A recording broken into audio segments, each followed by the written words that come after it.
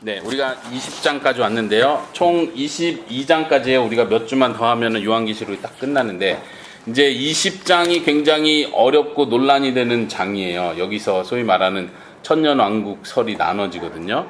예수님의 재림이 언제 오느냐, 그리고 천년 동안 다스리는 천년왕국이 예수님 전에 있냐, 예수님 재림 전에 있냐, 재림 후에 있냐, 막 이런 논란들이 굉장히 많은데, 우리가 그거를 한번 오늘 좀 어렵지만 생각해 보는 시간을 갖고, 다음 시간은 21장, 22장은 이제 하나님 나라, 새 예루살렘 성이 딱 내려와서 하나님의 그 처음 에덴 동산 때 만들었던 그 처음 계획이 완성되는 모습 우리가 보는 거예요. 우리가 사모하는 하나님 나라, 완성된 하나님 나라, 소위 말하는 천국의 모습을 보게 될 텐데, 이제 우리 마지막까지 왔습니다. 오늘 20장 제목 천년왕국과 사탄의 최후. 그 교재 서론 부분을 제가 시작하는 그 부분을 읽어보겠습니다. 교재로 보세요. 20장의 내용이 19장에 이어지는 시간적 순서로서의 나중 사건인가, 그러니까 19장 사건이 있고 그 다음에 시간 그 다음에 20장 사건이 있는가, 이 시간 순서인가에 대해서, 혹은 사탄의 최후를 보여주기 위해 19장의 내용을 다른 각도에서 반복해서 보여주는가. 그러니까 19장에서 전쟁이 일어나는 거 보여주고, 예수님께서 백마탄, 예수님께서 오셔서 최후 심판하는 장면까지 봤는데 그게 최후 심판인가? 그래서 20장도 똑같이 최후 심판 또 반복해서 보여주는 건가? 이 지금 크게 두 가지 관점에 의해서 소위 말하는 천년왕국설이 나눠지는 거예요. 그러니까 이게 19장, 20장의 시간 순서냐, 아니면 19장의 내용을 20장에서 다시 한번 반복하면서 다른 각도로 보여주는, 이거에 의해서 해석이 많이 달라진다는 얘기입니다. 먼저 20장 전체 내용을 보겠습니다. 1절부터 6절까지를 먼저 끊어서 보면 용이 결박되는 장면과 천년왕국의 모습이 보여죠. 제가 개정으로 보겠습니다. 여러분도 쉬운 성경으로 한번 보시고요. 1장 20장 1절 시작되는 부분요. 내가 또 봄에 천사가 무저경의 열쇠와 큰 사슬을 그 손에 가지고 하늘로부터 내려왔다. 한 천사가 내려왔어요. 근데 이 천사에 대해서는 특별히 설명은 없는데, 이 천사는 무저갱의 열쇠를 가지고 쇠사슬을 가지고 있어요. 다시 말하면 어떤 악의 세력, 소위 말하는 무저갱, 죽음의 세력에 대한 권위를 부여받은 거죠. 권세를 가지고, 쇠사슬이라는 것도 어떤 큰 쇠사슬, 상징적인 거죠. 어떤 상징일까요? 체포한다, 결박한다, 그런 권세를 가지고 있는 위치라는 걸 보여주는 상징이겠죠. 그 천사가 어떻게 해요? 2절에 용을 잡습니다. 그 용은 누구예요? 설명 있죠? 옛뱀이고 마귀고 사탄이고, 그 앞에서도 계속 설명 나왔던 그 용이에요. 결국 그 앞에서 나왔던 용의 이미지가 지금 여기서 똑같은 정체성을 가지고 나오고 있고, 그 용은 곧 옛뱀, 그리고 사탄, 마귀, 지금 동일하게 볼 수 있습니다. 22절에서 그냥 2절에서 잡아서 1000년 동안 결박하였다. 여기서 이제 논란이 되는 게 이 1000년이 무엇을 가리키느냐는 거예요.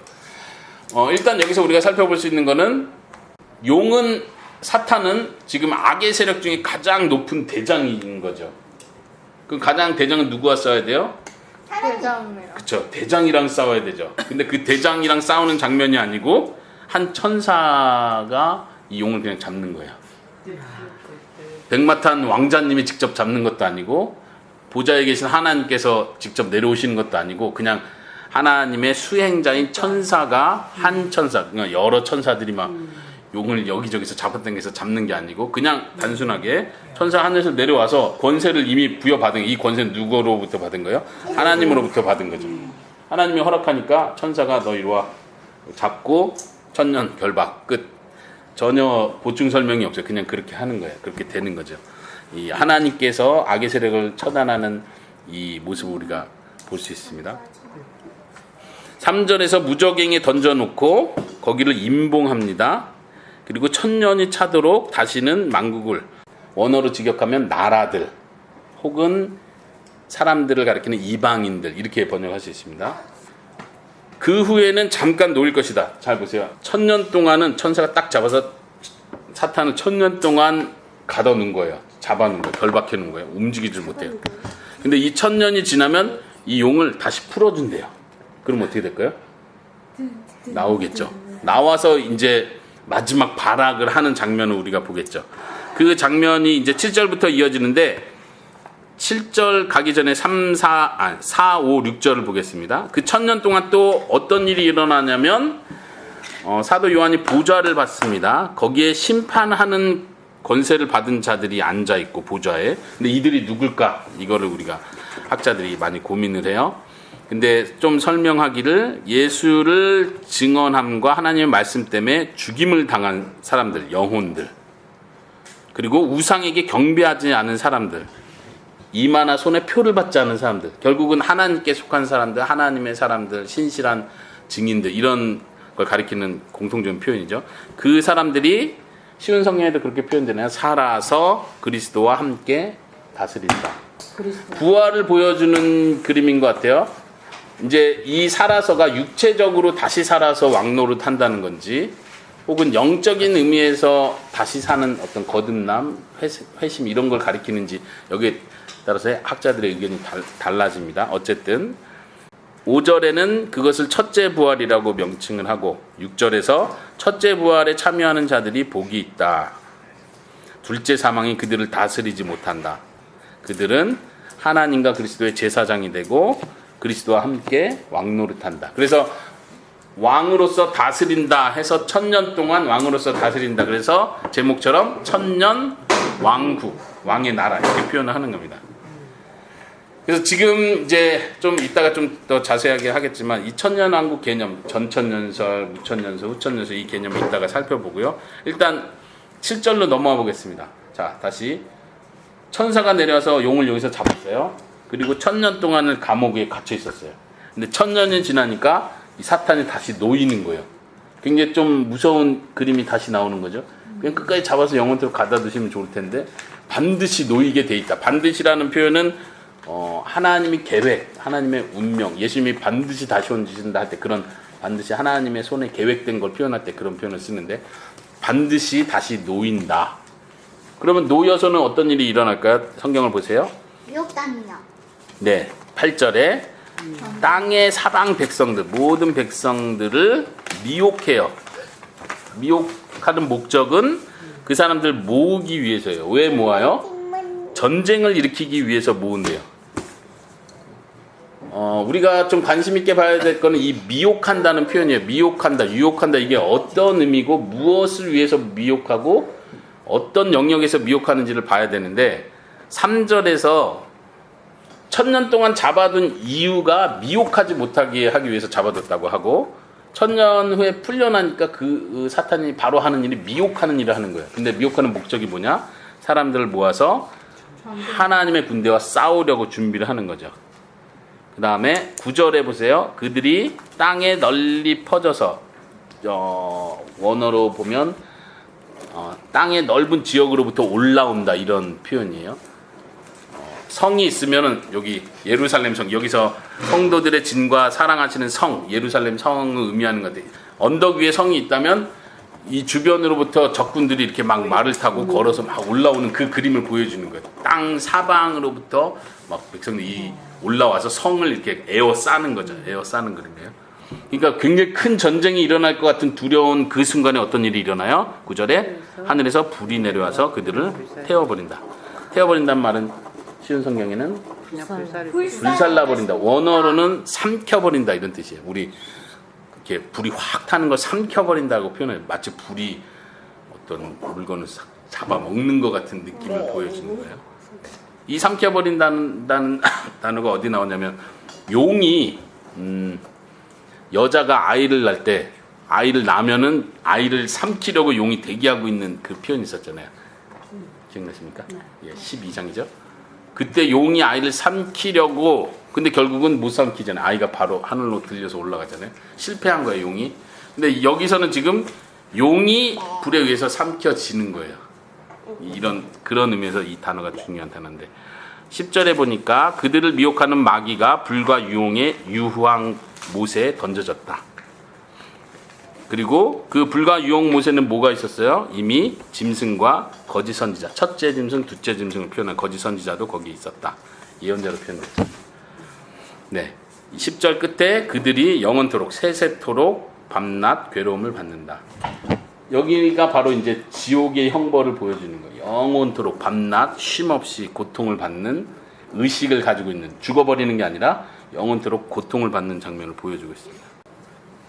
자, 11장부터 15장은 소위 백보자 심판 이렇게 표현하거든요. 여기서 백이란 말은 백기천기할 때 흰색이란 뜻이에요. 그래서 쉬운 성경에도 그렇게 나왔죠. 개역개정에도 내가 크고 흰 보좌를 보았다. 이제 우리가 그동안 계속 들어왔던 예수님께서 재림하시면 예수님께서 최후 심판을 하신다고 말할 때 그 심판하는 그 장면이 바로 이 장면이에요. 최후에 하나님께서, 예수님께서 흰 의자에, 왕의 자리에 앉으셔서 심판을 하신다. 그 당시 왕이라는 개념은 심판자라는 개념과 동일시가요. 우리가 잘 아는 것처럼 솔로몬이 왕이 되어서 지혜를 표현하는 방법이 지혜롭게 심판하는 장면이잖아요. 왕은 심판자, 재판관과 동일한 개념으로 갑니다. 그래서 왕 대신 하나님께서 혹은 예수님께서 그 백보자에 앉으셔서 심판하시는 장면을 보여줍니다. 12절에 심판하실 때 뭐가 있습니까? 책들이 펴 있고 생명의 책. 생명의 책이 하나 있고, 그렇죠? 생명의 책은 하나로 단수로 나오고 또 다른 책들이 펴 있는 거예요. 다른 책들은 무슨 책이죠? 죽음의 책. 뭐가 적혀 있죠? 행위들. 예. 죽은 사람들은 그렇죠.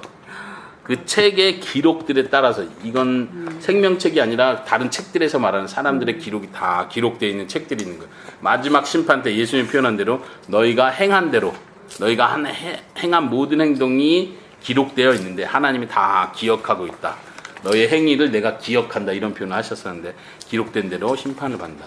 이 심판은 악한 자들에게는 악한 행동에 대한 심판을 말하는 거고, 하나님 앞에 순종하고 하나님을 믿은 사람들에 대해서는 그들의 선한 행위에 대한 보상을 위한 책이 되겠죠. 13절에도 재미난 표현인데 바다 속에 있는 죽은 사람들을 내어주고 사망과 음부도 그 가운데 죽은 자를 다 내어주는데, 여기서는 내어줘서 뭐 하는 거예요? 심판을 받게 한다는 거죠. 그러니까 어쩌면 중간지대를 표현하는 것 같아요. 지금 심판 받기 전에 죽은 자들이 사망과 음부 속에 지금 갇혀 있는 그런 그림을 보여주고, 이제 최후 심판 때가 돼서 다 그 심판 받기 위해서 다 나온다는 거죠. 그리고 마지막에 14절에서도 결국은 사망과 음부 자체도 그거 자체도 불못에 던져진다. 쉬운 성경 개역개정도 못이라고 했는데 못이 뭐죠? 못? 연못. 예, 연못 할 때 연못이요. 근데 우리 보통 연못 하면 작은 걸 일단 생각하잖아요. 그래서 일단 불못이라는 단어는 많이 들었는데 원어로 좀 더 가까이 표현하면 항만 이렇게 번역할 수 있어요. 항만은 뭐예요? 큰 배가 들어올 수 있는 항구 같은. 혹은 다르게 번역하면 호수, 큰 호수를 의미할 때 그런 호수를 생각하시면. 그렇죠. 요한계시록 전체가 계속 이미지를 사용한다는 걸 생각할 때는 지옥이 어떻게 생겼는지, 지옥이 꼭 그렇게 생겼다고 말할 수는 없어요. 이건 상징적인 표현이니까. 불이 가득하고 불태우고 유황 불로 연기들이 올라오고 이런 건 지옥의 고통을 상징적으로 표현하는 거죠. 그리고 우리가 다음 시간에도 보겠지만 천국에 대한 이미지들도 상징을 표현하는 금으로 만든 길이 있고 보석들이 시장되어 있는 성들이 있고, 이런 건 천국의 아름다움과 영광을 표현하는 상징적인 표현이죠. 천국이 딱 그렇게 생겼다 생각하시면 당연히 안 되는 것처럼. 자, 20장의 내용을 전체적으로 살펴봤습니다.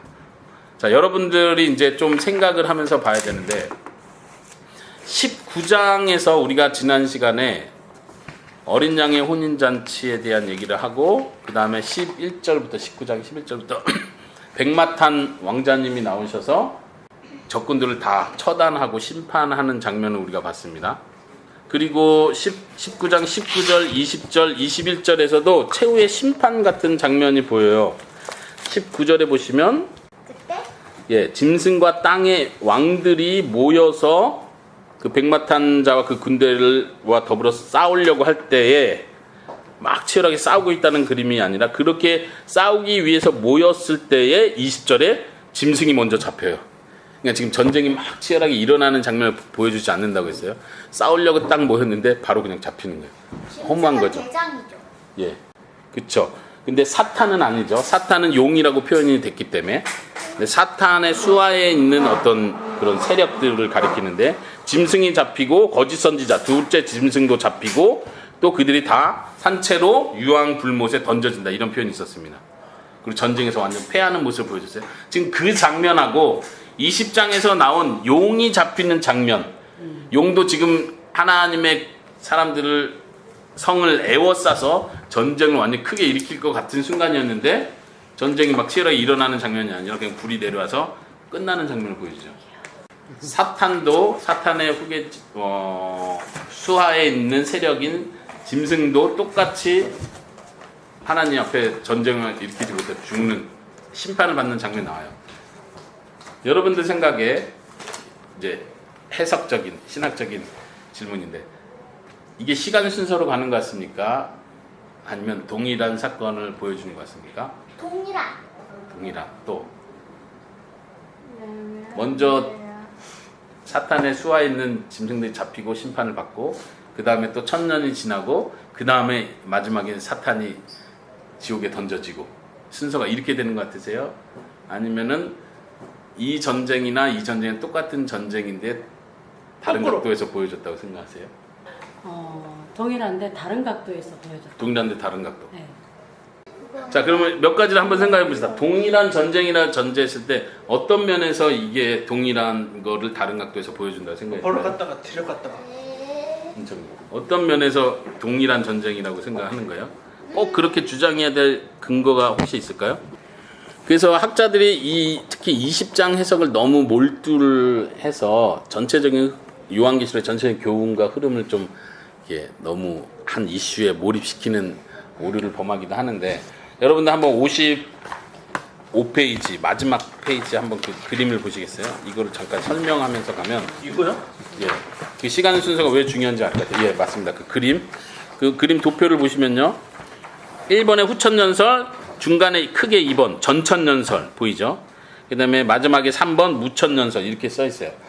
이게 천년이란 말은 천년 왕국할 때 그 천년이고 앞에 후 천년 이렇게 돼 있다는 말은 천년 후 아니 그 옆에 조그맣게 써놨어요. 천년 후 예수님이 재림한다 이렇게 보는 거예요. 자 보세요. 신약 시대가 있고 지금 요한계시록 20장에서 말하는 회색으로 된 천년 기간이 있는 다음에 예수님이 재림한다. 이렇게 보면 후천년설인 거예요. 지금 20장을 보니까 사실 20장을 성경 그대로 시간 순서대로 볼 것 같으면 19장에서 예수님이 오셨잖아요. 19장에서 백마 타고 예수님이 오셔서 멋지게 심판을 하는 모습을 보여줬어요. 그러니까 이걸 시간 순서로 볼 것 같으면 후천년설은 아닌 거예요. 한번 두 번째 전천년설을 보세요. 이거? 예. 전천년설 1 역사적 전천년설을 보니까 두 번째 보니까 7년 대환란이 있고 그 옆에 회색 천년 왕국이 있어요. 근데 7년 환란과 천년 왕국 가운데 선 있어서 재림 이렇게 써 있죠. 보이세요? 재림. 네네네. 재림 부활. 유대인. 그리고 아마겟돈 전쟁이라고 써 있어요. 아마겟돈 전쟁은 우리가 16장에서 살펴봤죠. 그러니까 대전쟁이 크게 두 번 일어나는 거. 아마겟돈 전쟁. 그때 예수님이 재림하시고 그래서 지금 19장에서 일어났던 것처럼 예수님이 한번 제대로 심판을 하시면서 20장으로 넘어와서 천년 왕국을 세운다는 거예요. 지금 시간 순서로 보면 이렇게 해석이 되는 거죠. 그리고 천년 왕국이 끝날 때 사탄이 다시 한번 풀린다고 했잖아요. 그래서 곡과 마곡의 전쟁이 두 번째 큰 전쟁이 거기에 일어난다는 거예요. 그리고 그때 사단이 다 패해지고 그 다음에 백보자 심판이 일어난다. 그러니까 요한계시록 19장 20장을 그대로 시간 순서대로 보는 학자들은 전천년설을 지지하는 거예요. 그거에 대한 좀 다른 변형이라고 할까요? 세대주의적 전천년설은 약간 좀 달라요. 거기서 세대주의적 전천년설에 재림이라고 써있는 화살표를 한번 보세요. 예, 신약시대 이후에 재림이 일어나고 그때는 좀 왜곡된 게 뭐냐면 예수님이 재림하시고 신실한 성도는 휴거하는 거예요. 그래서 공중에서 예수님을 만난다는 거예요. 그래서 공중에서 혼인잔치를 한다는 거예요.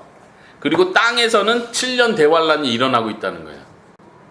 이렇게 보는 거예요. 그래서 믿음이 좋아서 휴거한 사람들은 예수님과 함께 행복하게 살고 있는데 믿음이 안 좋아서 방심했던 그 사람들이 7년 대환란에 여기에 참여하게 된다는 거예요. 그러니까 환란을 안 받으려면 바코드를 받지 말고 이런 얘기가 여기서 쉽게 나오는 거예요. 그래서 바코드를 안 받은 사람들은 환란을 피해서 공중 재림에서 재림하신 예수님과 만나게 되고 7년 환란이 끝났을 때 다시 재림하는 거예요. 예수님과 함께 성도들도. 그래서 지상에다가 천국을 만드는 거예요.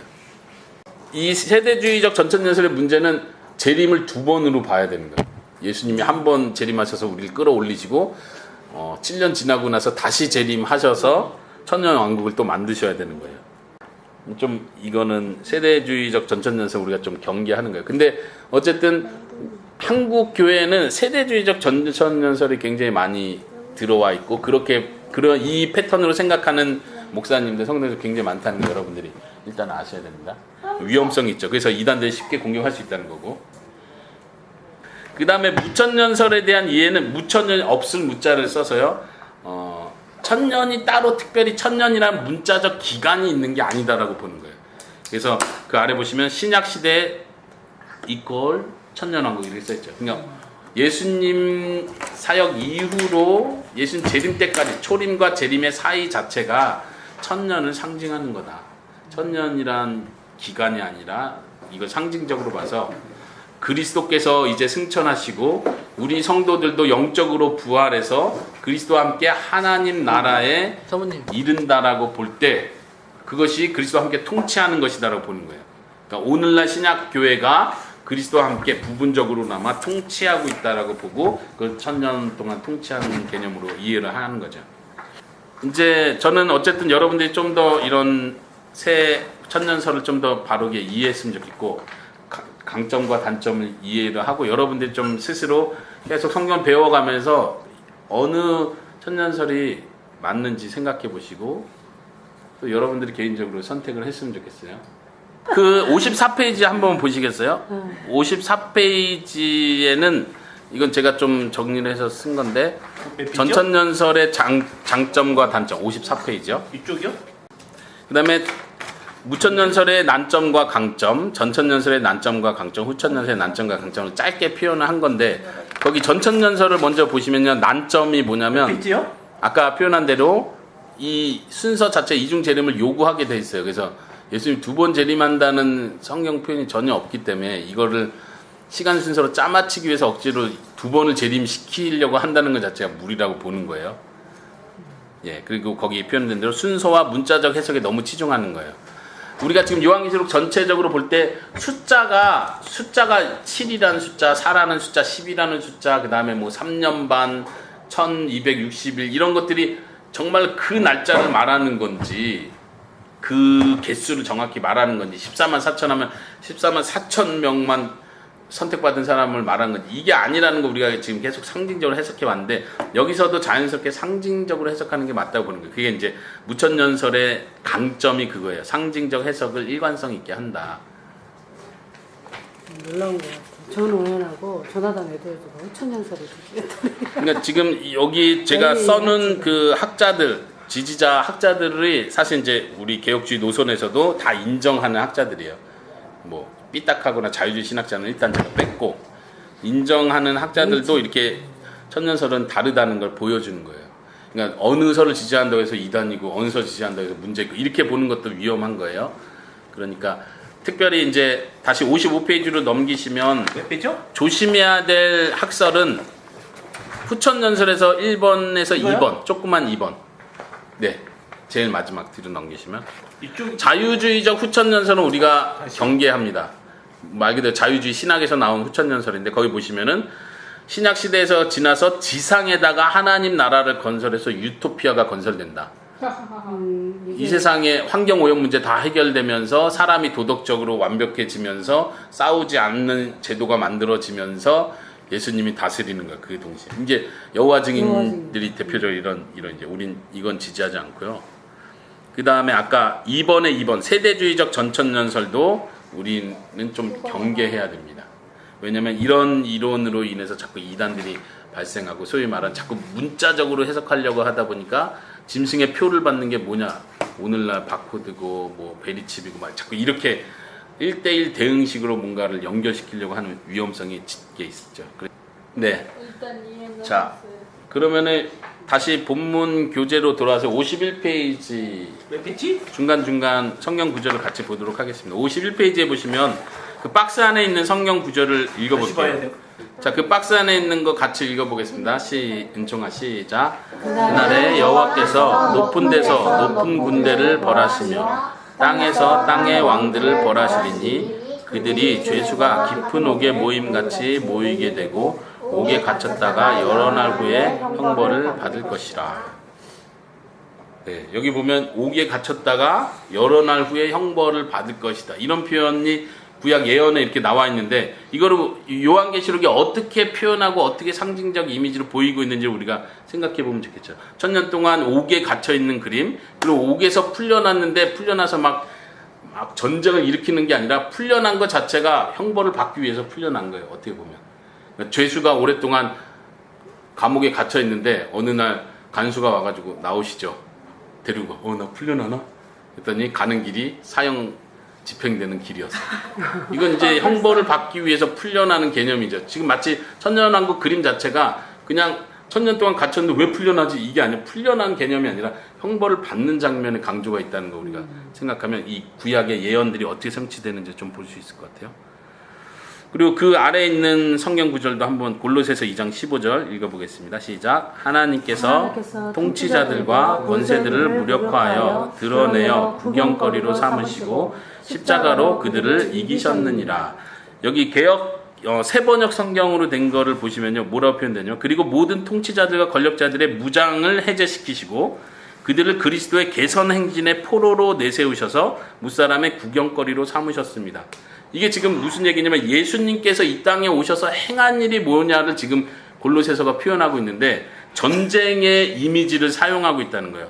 그러니까 상대방의 적군들의 권력자들을 다 무장 해제시킨 거예요. 포로로 잡혀온 그림을 보여주고, 그리고 그리스도의 개선 행진에, 이런 원어는 없지만 지금 그림을 설명하기 위해서 개선 행진의 포로로 내우셔서 사람들의 구경거리로 삼으셨다는 거예요. 지금 그런 이미 전쟁의 승리 이미지를 보여주고 있는데 이게 최후 마지막 날을 묘사하는 그림이 아니라 예수님께서 이 땅에 오셔서 하신 일이 무엇냐를 설명할 때 이렇게 설명하고 있는 거예요.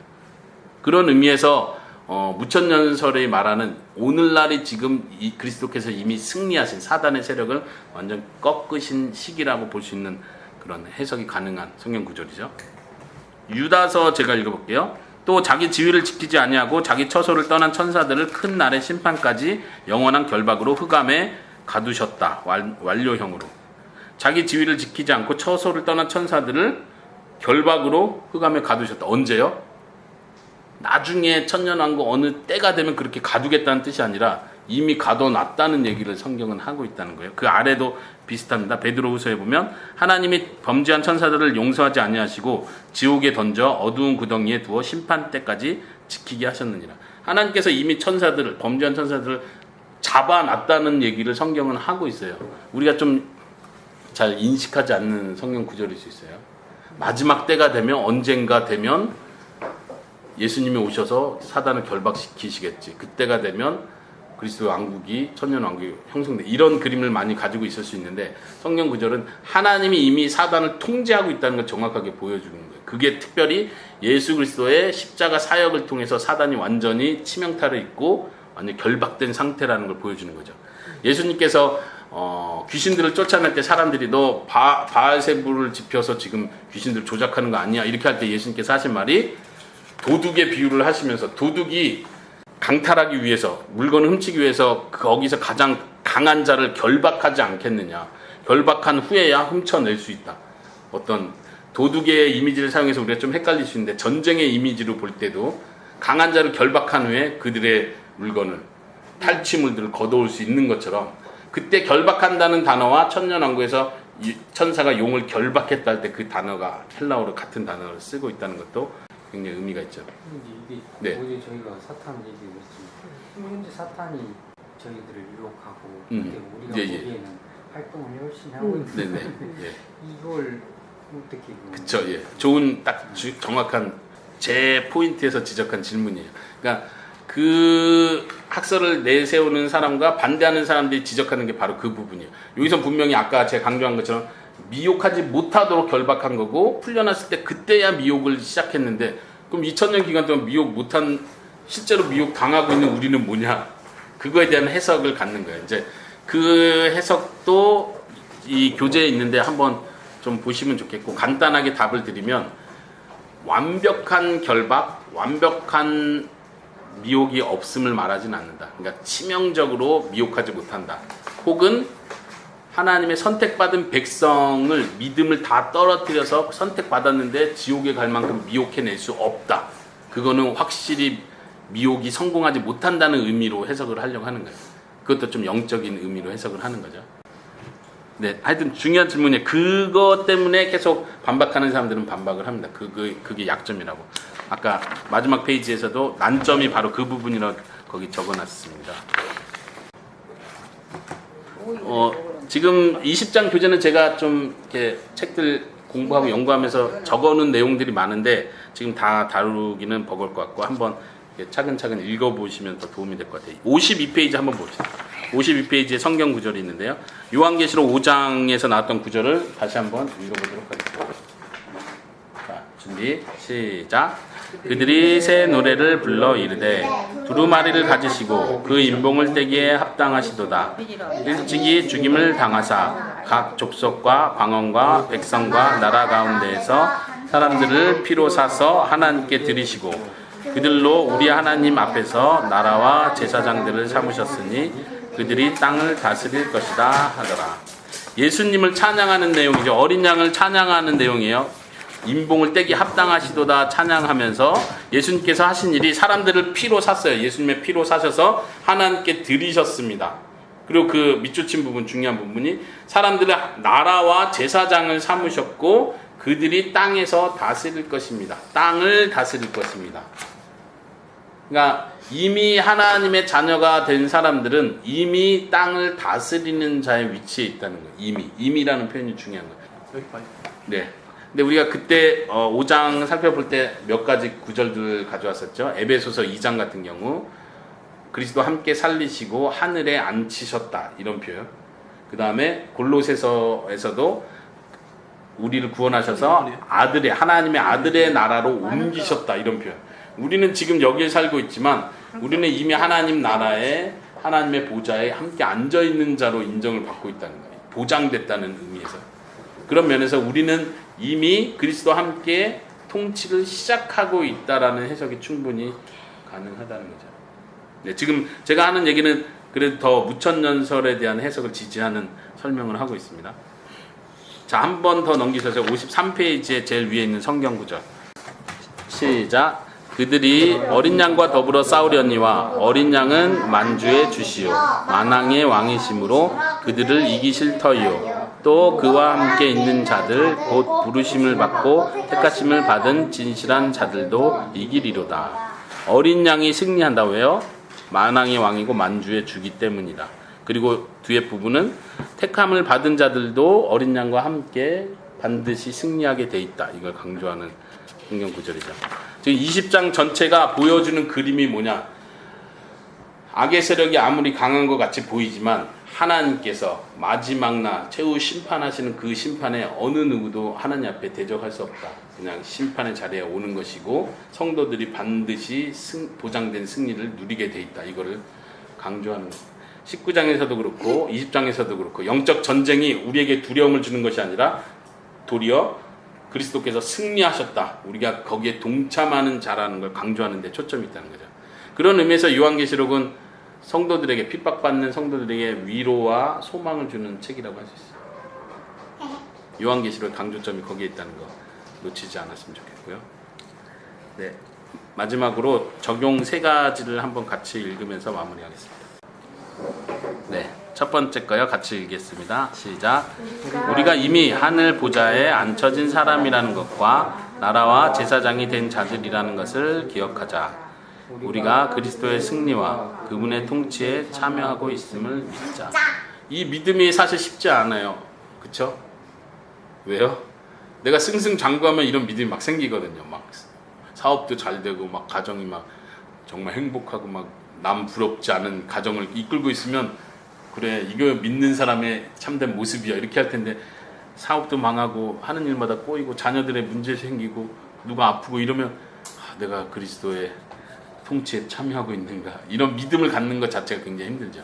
그럼에도 불구하고 지금 여기서 표현한 대로 우리에게 믿음이 필요한 영역이 바로 여기입니다.